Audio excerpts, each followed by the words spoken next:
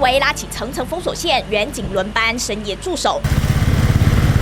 内部空间，银行保全也丝毫不敢松懈，坚守岗位。位于高雄苓雅区中山复兴街头的三角窗位置，遭受暴风袭击，瞬间门都没有，两面墙垮掉，被人调侃变成开放式露天银行，就怕宵小趁隙闯入。远警跟警卫24小时加强巡视。同样是一级受灾户，青年自强路的另一间银行门面也被吹掀，重兵把守的还有前镇区的汽车百货商行，重创整个高雄市区。而你可以看到呢，其实在我旁边呢是一间汽车百货，不过它已经没有门了，因为整个门被吹垮了。不仅玻璃门窗被吹破，天花板塌下，2层楼建物门面受损严重，内部摆放的汽车用品也都乱成一团。4号一早风雨停歇，人员忙着灾后清理清点财损。风很大，所以把这个玻璃整个吹垮了。昨天晚上就有保全进驻来这边，对，24小时看顾，被搬走的可能，对。是三角窗了，没有遮